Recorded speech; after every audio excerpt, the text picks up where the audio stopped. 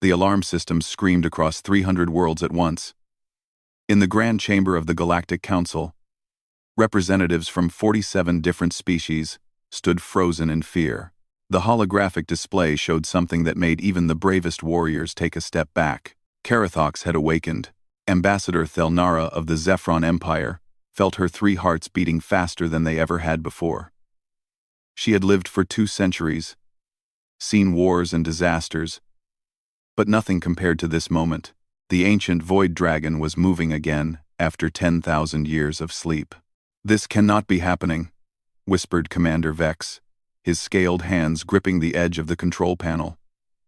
His species, the mighty Krellians, had fought in 100 battles across the stars, but even they remembered the old stories. Even they knew what Carathox meant. Death, destruction, the end of everything. The dragon appeared on their screens like a nightmare made real. Its body stretched for miles through the darkness of space, covered in scales that reflected entire galaxies. Its eyes burned with fire older than most civilizations. Energy crackled around it like lightning made of pure starlight. "How many civilizations did it destroy last time?" asked a young Pelthian diplomat, her voice shaking. 17. Thelnara answered quietly. 17 advanced civilizations, gone in less than a year. Billions of lives. Entire cultures erased from existence. The records were clear. Every 5 to 10,000 years, Carathox would wake up. It would drift through space. And wherever it went, planets would crack apart. Stars would flicker and die. Ships that got too close would simply vanish, torn apart by forces nobody understood. The galaxy had tried everything before. The ancient Valorians had sent their greatest warriors, none returned. The collective of minds had attempted communication using advanced telepathy. Their entire network went dark for a century. The machine species called the Construct had fired weapons that could crack moons the dragon hadn't even noticed. The only thing that worked was staying away, hiding, hoping it would go back to sleep before finding your world. "Where is it headed?" asked the council leader. A being of pure energy contained in a crystalline shell. The navigation officer's voice was barely a whisper. "Toward the Outer Rim colonies. Toward the human territories." Ah, a strange silence fell over the chamber. The humans were the newest members of the Galactic Council. Having joined only 50 years ago, they were strange creatures, soft-skinned, short-lived, and oddly emotional. But they had proven themselves clever and brave in that time. They didn't deserve this fate. "We must warn them immediately," Thelnara said. "They need to evacuate every colony ship, every station, everything in the dragon's path." "Will they listen?" Vex asked. "Humans are stubborn. They might try to fight." "Then we must make them understand," the council leader replied. "Send the emergency broadcast. All languages. Maximum priority. Tell them about Carathox. Tell them to run and not look back." 3 million miles away, on the human colony ship Horizon's Promise, Maya Chen was drawing pictures in her notebook. She was 9 years old, with dark hair pulled back in a ponytail and bright, curious eyes that seemed to notice everything. Her worn stuffed rabbit, Mr. Hopscotch, sat beside her on the observation deck floor. Maya loved the observation deck. It was a huge room with transparent walls that looked out into space. She could see stars and nebulas, and sometimes even passing ships. Her parents said it was the best view on the whole colony vessel. The ship carried 15,000 people heading toward a new world called Haven 7.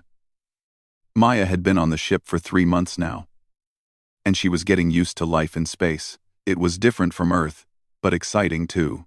She was drawing a picture of a dragon when the alarm started. Red lights began flashing throughout the ship. A loud siren made Maya drop her crayon. All around her, adults jumped to their feet, their faces suddenly worried. The ship's announcement system came to life with a voice she had never heard before, deep and serious. "Attention all personnel. This is an emergency galactic broadcast. The entity known as Carathox has been detected in this sector. All vessels must evacuate immediately. This is not a drill. Repeat, this is not a drill." Maya didn't understand all the words, but she understood fear. She could see it on every adult face around her. People started running toward the exits, grabbing their children, shouting to each other. "Maya!" Her mother's voice cut through the chaos. "Doctor!" Sarah Chen rushed across the observation deck, her work uniform still covered in soil from the hydroponics lab. "Maya! Baby! We need to go right now." "What's happening, Mom?" Maya asked, clutching Mr. Hopscotch tight. "Something dangerous is coming. We have to get to the evacuation pods." Her mother took her hand and started pulling her toward the door, but Maya looked back at the observation windows. And that's when she saw it. At first, it was just a shimmer in the distance, like heat waves on a summer day back on Earth. But the shimmer grew bigger and bigger. Colors appeared, deep purples and blues and colors that didn't have names. Lightning flickered across something massive, something so big that Maya's mind struggled to understand its size. "Mom, look," Maya whispered. Her mother glanced back and went pale. Other people saw it too and started screaming, running faster. The evacuation alarm got louder and louder, but Maya kept watching. As the shape came closer, she could see it more clearly. It was alive. A creature made of starlight and shadows, with scales that reflected entire nebulas. Its wings were like sheets of aurora borealis, spreading across the void. Its eyes, those terrible, beautiful eyes, glowed with ancient fire. Carathox, the void dragon, had arrived. The ship shook. Not from an attack, but just from the dragon's presence. Pictures fell off walls. Lights flickered. Maya heard people crying, praying in different languages. "Sarah, Maya, over here!" Her father, Dr. James Chen, waved from near the evacuation corridor. He was helping other families get to safety. Maya's mother pulled her away from the window, and they ran across the observation deck. All around them, chaos ruled. The ship's crew tried to maintain order, but panic was spreading like fire. Everyone had heard the stories. Everyone knew what the dragon meant. But as Maya ran, she turned her head to look back one more time. The dragon wasn't attacking. It was just floating there, drifting slowly toward the ship. And something about the way it moved made Maya think of something unexpected. It reminded her of her old dog back on Earth, the one who had died last year. Rex used to move slowly like that when he was sad, when he wanted attention but didn't know how to ask. "Maya, come on," her mother urged. They reached the evacuation corridor where her father waited. He hugged them both tight. "Pod 7 is our assignment. Let's move. Quickly now." As they rushed down the corridor with hundreds of other people, Maya heard someone crying. She saw a Pelthian family clutching each other. Their skin turned pale with fear. She saw a Krellian soldier, supposedly the toughest warriors in the galaxy, and his hands were shaking. Everyone was terrified of the dragon. But Maya kept thinking about its eyes, about the way it moved, and she wondered if maybe, just maybe, everyone was wrong. The evacuation pods filled quickly with terrified families. Maya sat squeezed between her parents in Pod 7, surrounded by 20 other people. Everyone was silent except for the quiet sobbing of a small child in the back. The pod's small window showed the massive colony ship Horizon's Promise outside, and beyond it, the shimmering form of Carathox growing larger every minute. Evacuation sequence initiated. The pod's computer announced in a calm voice that seemed strange compared to the panic around them. "Launch in 10 minutes. Maya's father held her mother's hand tight. His other hand rested on Maya's shoulder. "It's going to be okay," he whispered. But Maya could hear the fear in his voice. Through the window, Maya watched the dragon. It had stopped moving toward the ship. Now, it just floated there in space, its massive head turning slowly from side to side, its wings spread out like curtains of light, and energy rippled across its scales in waves of purple and blue. "Why isn't it attacking?" someone whispered. "Maybe it's choosing which ship to destroy first." Another person answered, voice shaking, but Maya didn't think so. The dragon's movements seemed confused, not angry. It reminded her of the time she got lost in the big shopping center on Earth, how she had looked around, trying to find something familiar, feeling scared and alone. "Mom," Maya said quietly, I don't think it wants to hurt us. Her mother squeezed her hand. Sweetie, that thing has destroyed whole civilizations. The Galactic Council said.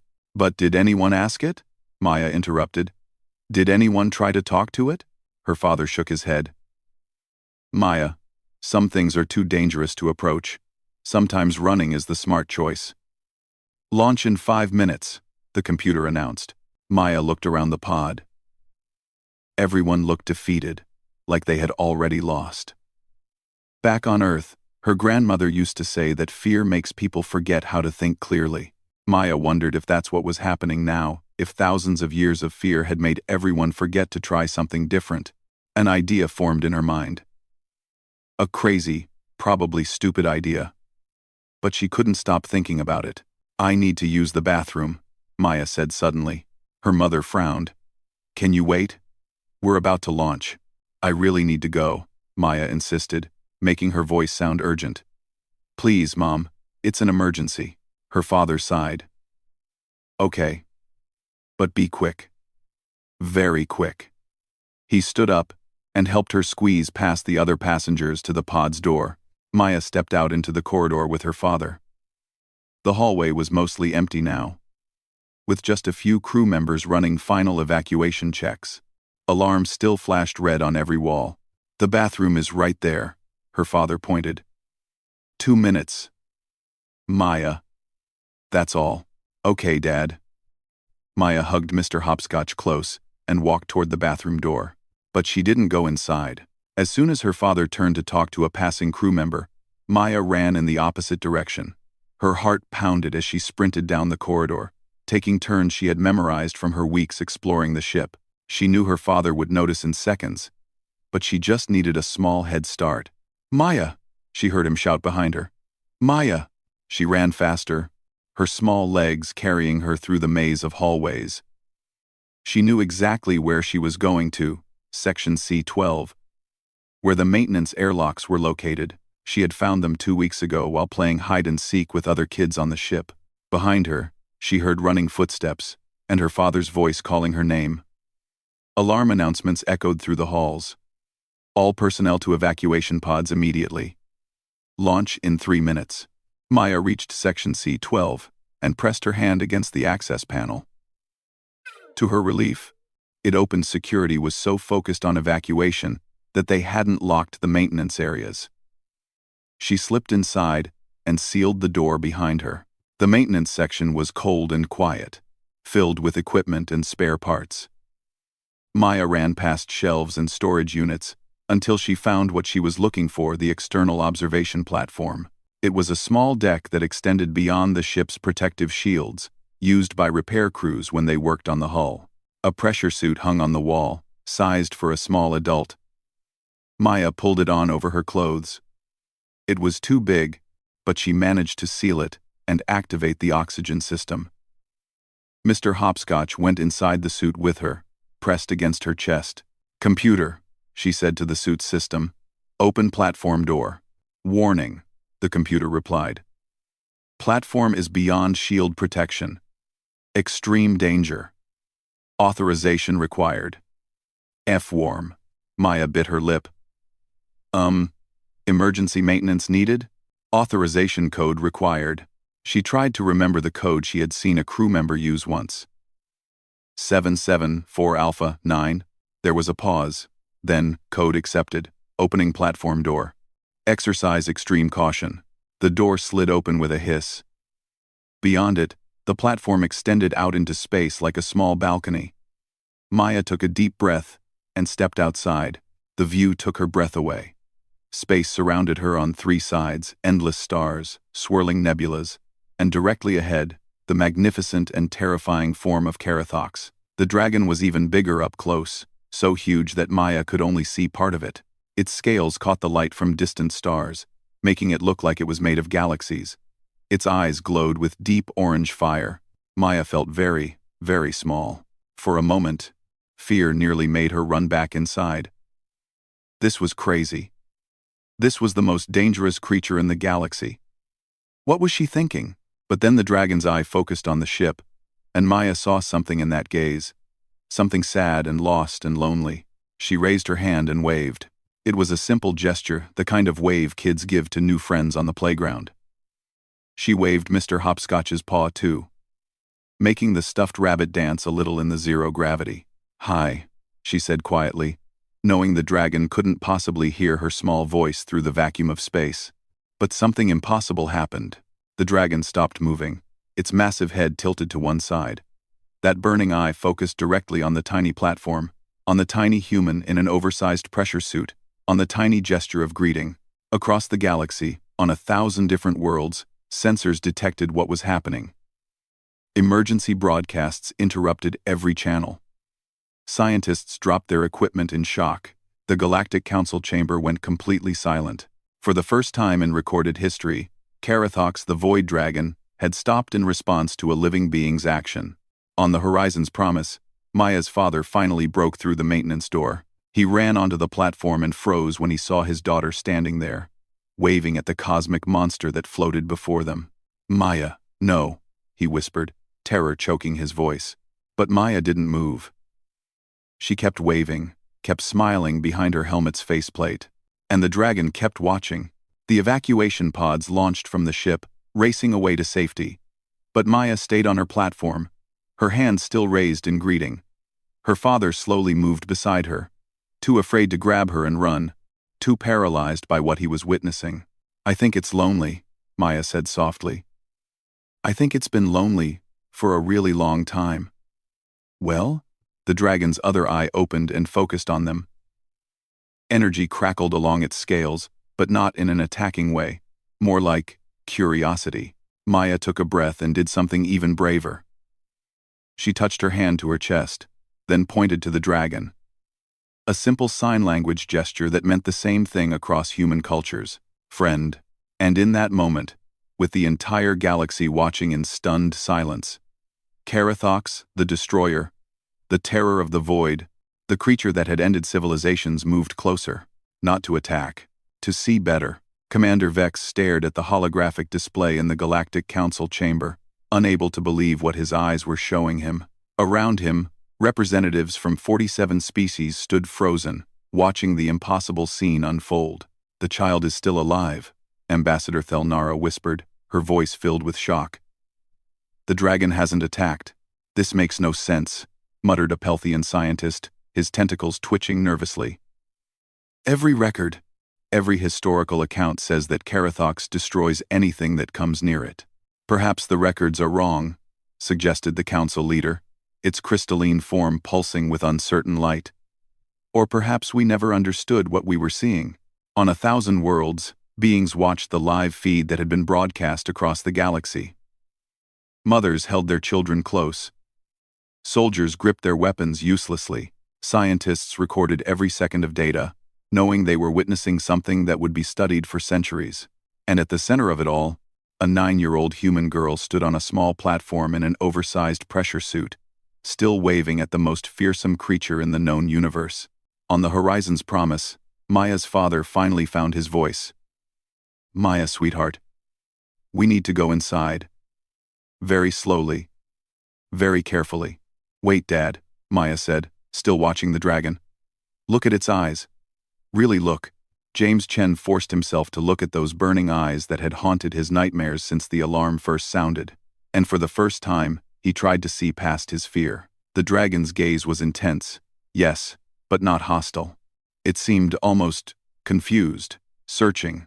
Karathox drifted closer, moving with surprising gentleness for something so massive. The energy that crackled across its scales dimmed slightly, as if the creature was trying not to seem threatening. Its wings folded back, making itself look smaller, though smaller, for this being still meant larger than a city. Maya's communication device crackled to life inside her helmet. Her mother's frantic voice came through. "Maya! James! What's happening? Please tell me you're both safe." "We're okay, Mom," Maya said, her eyes still locked on the dragon. "We're talking to it." Talking to Maya, that thing doesn't talk. It destroys. But even as her mother spoke, something extraordinary happened. A sound filled the space around them, not through their radios, but somehow transmitted directly through the vibrations of the ship. through the fabric of space itself. It was a deep, rumbling harmonic, like the sound of stars singing or wind moving through canyons that stretched across planets. The ship's computer systems went crazy, trying to translate and analyze. Text rolled across every screen on the vessel. Unknown sound pattern detected. Attempting translation. Pattern suggests intentional communication. Analysis ongoing. Maya listened to the sound with her whole body. It made her chest vibrate and her bones hum. It wasn't frightening, it was beautiful and incredibly sad. It reminded her of whale songs she had heard in documentaries, calling across empty oceans for others who might not be there anymore. "It's trying to talk," Maya said with certainty. Her father's hand found hers and squeezed. Together, they watched as Carathox tried again, the harmonics changing pitch and rhythm. The ship's computers worked frantically, comparing the sounds to every known language database in the galaxy. Translation progress, 37%, the computer announced. Detecting patterns similar to ancient Valorian, Old Zephyron dialect, and unexpected phonetic structures matching emotional content rather than literal meaning. Maya didn't need the translation. She understood in a way that had nothing to do with words. The dragon was lonely. So incredibly, impossibly lonely. It had been asleep for so long, and when it woke up, everything it knew was gone. Everyone it might have known had turned to dust millennia ago. "You're lost, aren't you?" Maya said softly, knowing the dragon couldn't hear her words but hoping somehow her intent would reach it. The dragon's harmonics changed, becoming softer, almost like a question. "I'm Maya," she said, touching her chest. Then she held up Mr. Hopscotch. "This is Mr. Hopscotch. He's my friend. He goes everywhere with me." She realized how silly that must sound, introducing a stuffed rabbit to a cosmic being older than most civilizations. But something her grandmother had taught her echoed in her mind. Sometimes, the simplest truths are the most important ones. Everyone needs friends. Everyone needs to know they're not alone. "I was scared when I first came on this ship," Maya continued, talking to the dragon like she would talk to any new friend. "I left my grandmother behind on Earth. I left my school and my friends. Everything was different and big and scary. But you know what helped? Talking to people. Making new friends. Finding out that I wasn't alone." The dragon's eye focused more intently on her. Its harmonics shifted again, and this time the ship's computer had better luck. Translation progress, 64%. Detected words. Alone. Searching. Remember. Gone. Maya's father stood beside her, his fear slowly transforming into something else: wonder. He activated his communication device, connecting to the ship's main systems. "This is Dr. James Chen.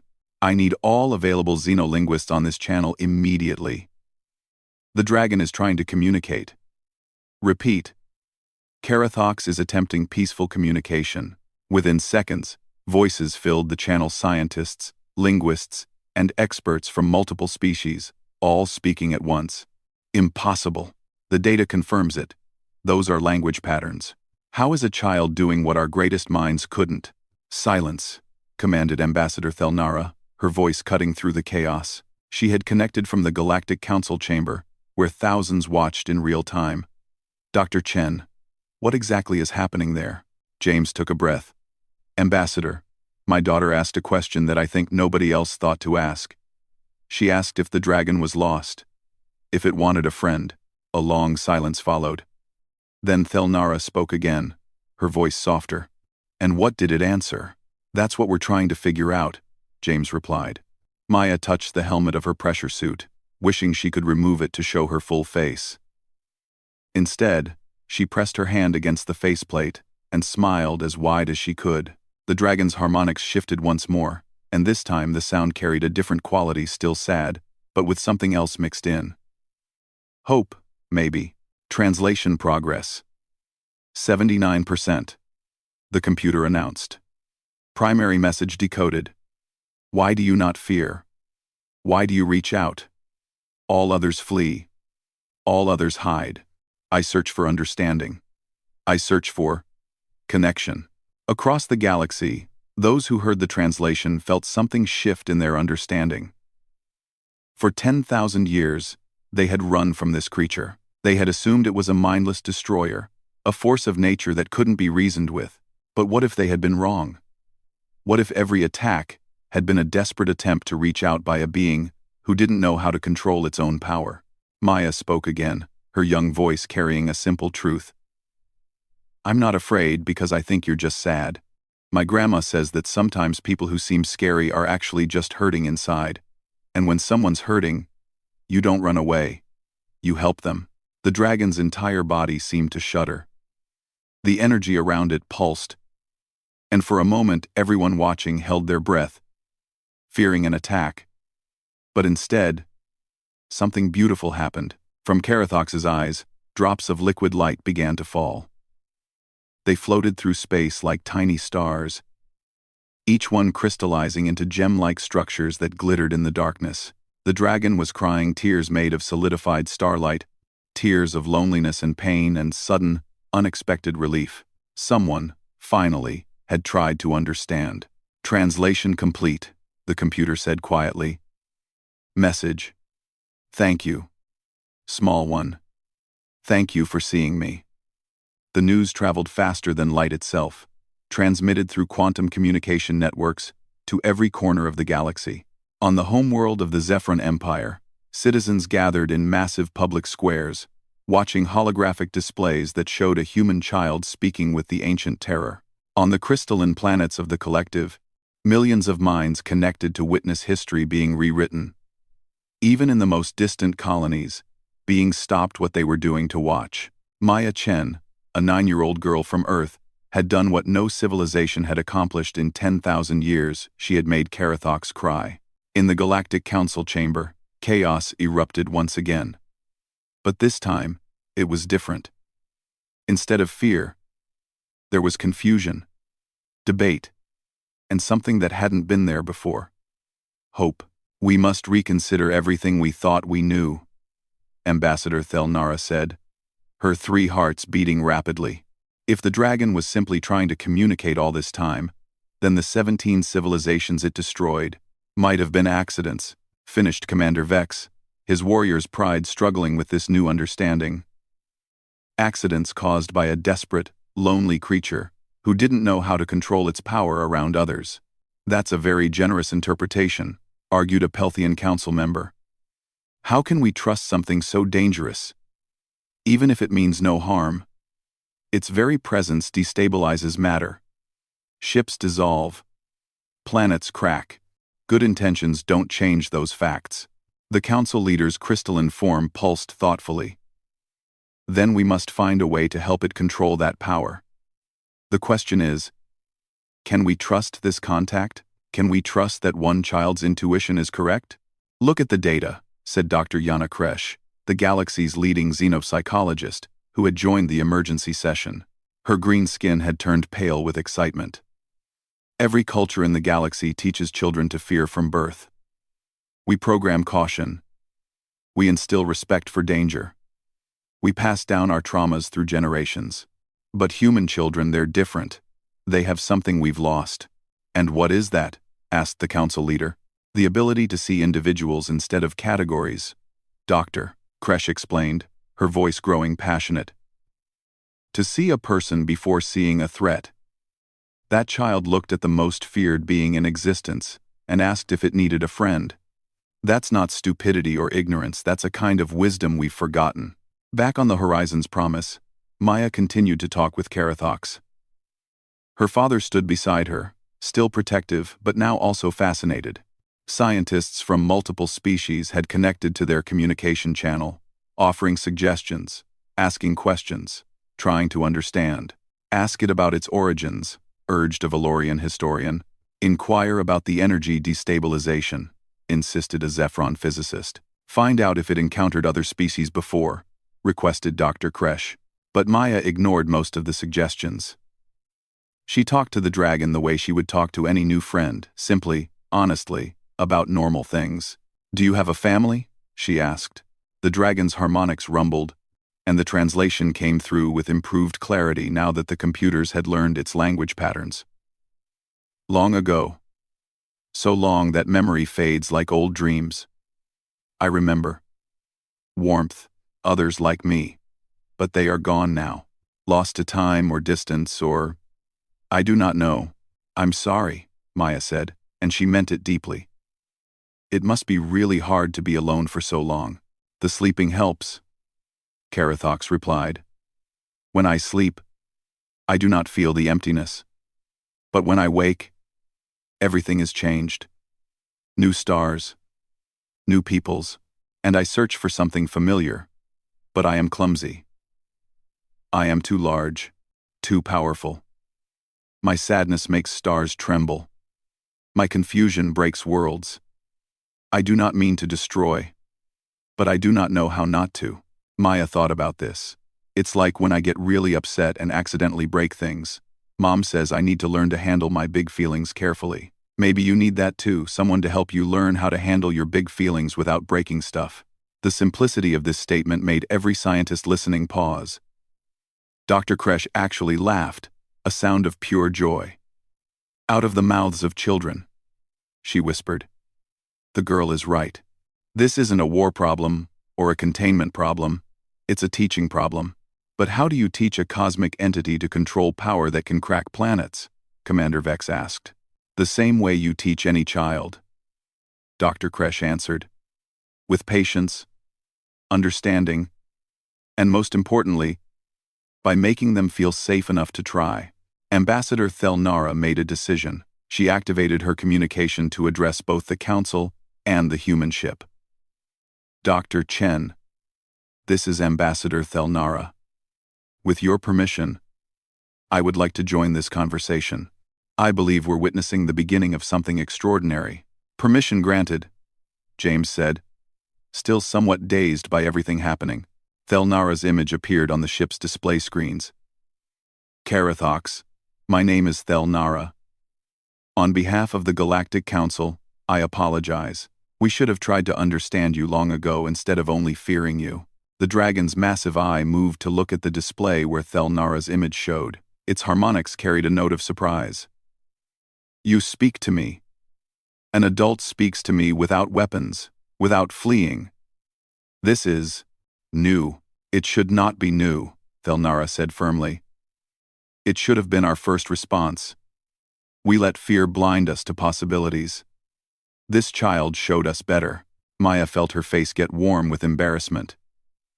I just wanted to help, she said quietly. And you have, Thelnara assured her. More than you can imagine. Now, Carathox, we need to discuss practical matters. Your presence, while no longer frightening to us, still causes physical problems. You destabilize matter around you when you're distressed. We need to find a solution. I know. The dragon's harmonics turned sad again. This is why I sleep. This is why I hide. I do not wish to harm, but I am made of forces that do harm. What solution exists? A Zephyron physicist spoke up, his voice excited. What if we created a sanctuary? A system with no inhabited worlds, reinforced with dampening fields, a place where you could exist without fear of hurting anyone? A prison, Carathox said, harmonics turning bitter. No, Maya interrupted. Not a prison. A home. Like a special place that's safe for you and safe for everyone else. You could have visitors. You could teach people stuff. You're really old, so you must know lots of things. And you wouldn't have to be alone anymore.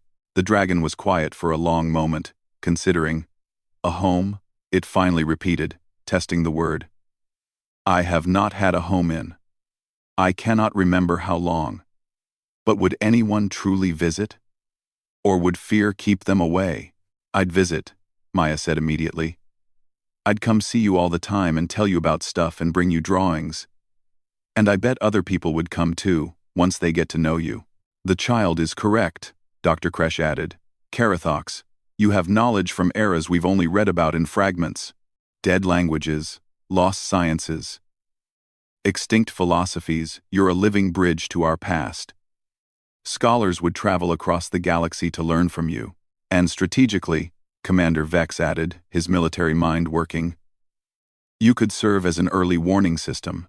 Your senses must extend far into space. You could detect threats long before our sensors could. You would trust me with this? Carathox asked, harmonics carrying disbelief. Trust must start somewhere, Thelnara said. One human child trusted you when no one else would. Now we're asking you to trust us. Let us help you find a place where you can exist peacefully. Let us learn from each other instead of fearing each other. Maya watched the dragon carefully. She could see it thinking, considering, hoping but afraid to hope too much. She understood that feeling. It was how she felt when starting at a new school, wondering if she'd make friends or be alone. You don't have to decide right now, Maya said gently. But will you stay and talk more? Will you give us a chance? Carathox's eye focused on her again, and this time the harmonics carried something that sounded almost like a smile. Small one. You gave me a chance when I deserved none. How can I not return such kindness? Yes. I will stay. I will talk. I will try. Across the galaxy, billions of beings released breaths they didn't know they'd been holding. The terror had passed. The destroyer would not destroy, and all because one child had chosen compassion over fear. But Maya was already thinking ahead. Mr. Hopscotch and I are going to help you make lots of friends, she announced with the confidence only a 9-year-old could have. It'll be great. You'll see. And somehow, watching this small human with her worn, stuffed rabbit, everyone believed her. 6 months had passed since the day Maya Chen waved at the most fearsome creature in the galaxy. 6 months since everything changed. The uninhabited star system designated as Haven's Rest had been transformed. Engineers from 20 different species had worked together to create something unprecedented, a sanctuary designed specifically for a cosmic dragon. Massive dampening fields surrounded the system, carefully calibrated to contain Carathox's destabilizing energy without imprisoning him. 3 small moons had been converted into observation stations and research facilities, and at the center of it all, Carathox floated peacefully, no longer alone. Maya stood in the viewing chamber of Research Station Alpha, her face pressed against the transparent wall, as she watched the dragon perform what could only be described as a dance. His massive wings spread wide, catching the light from the system's binary suns, creating rainbows of color that stretched for thousands of miles. He's showing off again, Maya said with a giggle. Dr. Yana Kresh, who had become the director of the Carathox Research and Cultural Exchange Program, smiled at the girl. He does that whenever he knows you're arriving. I think you're his favorite visitor. I come every week, Maya said proudly. She was 10 years old now, taller than she'd been that fateful day, but still carrying Mr. Hopscotch everywhere. I promised I would, and she had kept that promise. Every week, her family traveled from their new home on Haven 7 to visit the dragon. Sometimes other children came too. Human kids, Pelthian younglings, even young Krellian warriors who were learning that bravery sometimes meant reaching out instead of fighting. The communication system activated, and Carathox's harmonics filled the chamber. The translation was smooth now, after months of practice and refinement. Little Maya, you brought others today.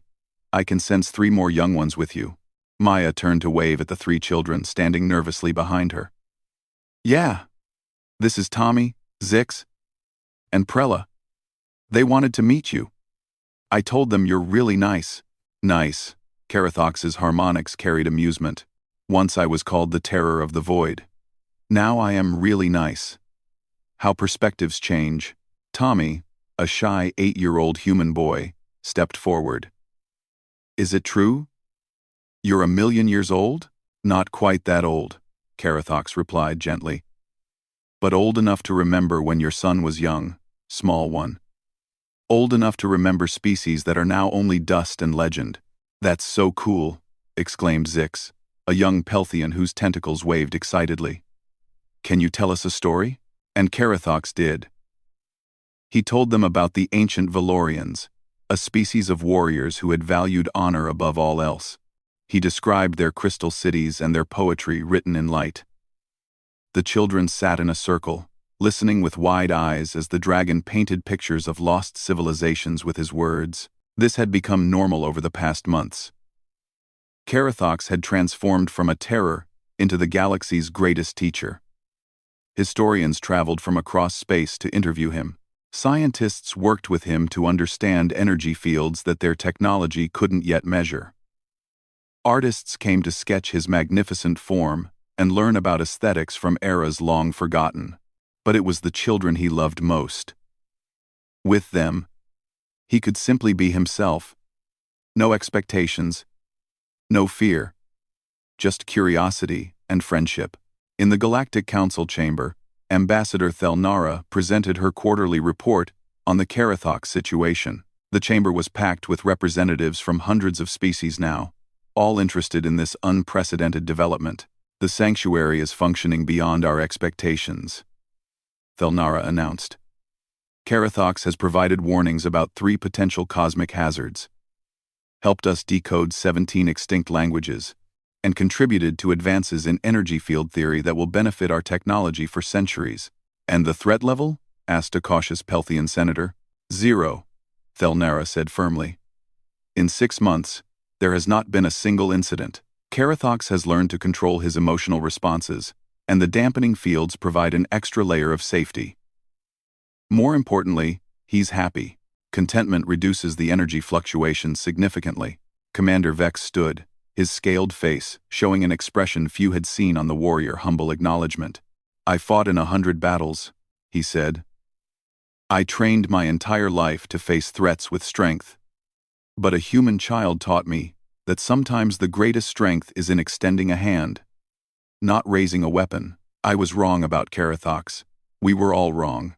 The council leader's crystalline form glowed with approval. This event has changed more than our relationship with one being. It has changed how we approach the unknown. The human principle, as it has come to be called, is now taught in schools across the galaxy. Extend understanding before judgment. Friendship before fear. Compassion before calculation. Back at Haven's Rest, Maya's father was conducting his own research. Dr. James Chen had become one of the leading experts on human-alien psychological interactions. His office on the research station was filled with data, but also with children's drawings, gifts that young visitors had made for Carathox over the months. It's fascinating, he said to a visiting journalist from the Galactic News Network. We've discovered that human children retain what we call unrestricted empathy longer than most species. While other cultures teach caution early, human culture often encourages children to see the good in others first. Maya wasn't special because she was braver, she was special because she was allowed to be herself. And that changed everything, the journalist noted, recording the interview.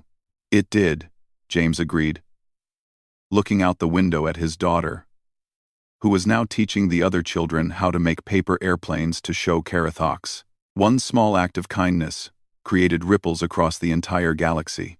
As evening fell on the station, Maya said goodbye to her new friends and approached the viewing chamber alone. Carathox always knew when she wanted to talk privately he could sense emotions in ways others couldn't. You seem thoughtful today, little Maya. The dragon's harmonics were soft, almost musical. I was just thinking, Maya said, sitting cross-legged on the floor with Mr. Hopscotch in her lap. 6 months ago, everyone was so scared. Now look, you have friends, people are learning from you, and the galaxy is different. All because we talked. Because you chose to see a person instead of a monster. Carathox corrected gently. You gave an old, lonely being the greatest gift, the gift of being seen, of being understood. Grandma would have liked you, Maya said softly. She always said that everyone deserves a chance to show who they really are. Your grandmother was wise. I hope to meet her someday. Maybe next month, Maya said excitedly. She's coming to visit Haven 7. I'll bring her here. She'll probably want to hear all your old stories. I would be honored, Carathox said, and his harmonics carried genuine happiness. A proximity alarm chimed softly. Dr. Kresh entered the viewing chamber, her expression serious but not panicked. Maya. Carathox, we're detecting something at the edge of the system. Something big. On the monitoring screens, a new reading appeared. Strange energy signatures, similar to Carathox's but different somehow. Darker, more chaotic. Carathox's entire demeanor changed. His harmonics turned sharp with alarm. No, it cannot be. Not here. Not now. What is it? Maya asked, standing up and feeling her stomach tighten with worry. Interdimensional parasites, Carathox said, his voice carrying ancient fear. Creatures that feed on fear and chaos. They appear every few million years, drawn to places where fear is strongest. They must have sensed the terror that was here 6 months ago. But they travel slowly through dimensions. They are only arriving now. Are they dangerous? Dr. Kresh asked, already sending alerts to the council. Extremely, Carathox replied. They drove my kind to near extinction. They feed on negative emotions and grow stronger from them. Weapons cannot harm them. Fear only makes them more powerful. Maya felt scared, but then she thought about everything that had happened over the past months. She thought about all the children who had visited, all the friendships formed, all the understanding shared. Then we don't fight them with fear, Maya said, her voice small but determined. We show them something different. Carathox's eye focused on her. What do you mean, little one? Maya held up Mr. Hopscotch. That worn stuffed rabbit that had been with her through everything. We show them what you showed me. That even scary things can be friends. That understanding is stronger than fear. If they feed on bad feelings, maybe good feelings will. I don't know. Confuse them? Dr. Kresh stared at the child, then at her monitoring equipment, then back at Maya. That's either the most brilliant idea or the most naive thing I've ever heard. With Maya, Carathox's harmonics carried something that sounded like pride. It is often both, and it is often exactly what we need. The dragon turned his massive form toward the approaching threat, spreading his wings wide. But this time, he wasn't preparing to fight alone. Research stations across the system powered up, not with weapons, but with broadcasting equipment. Within minutes, the story of what was happening spread across the galaxy. And beings everywhere, human children, Pelthian younglings, Krellian warriors, Zephyron elders, began to send messages of hope, of friendship, of love. Billions of voices united, sending positive emotions toward Haven's Rest, like a wave of light pushing back against darkness. Maya stood beside the viewing window, her hand pressed against the glass, and spoke to the approaching threat the same way she had once spoken to a lonely dragon. Hi, she said simply. My name is Maya. And I think maybe you're just lost and scared too. We can help. In the darkness of space, the parasites paused, confused by what they were encountering. They had expected fear. They had expected chaos. Instead, they found friendship. And for the second time in 6 months, the galaxy held its breath and watched as a human child reached out to the impossible. The end.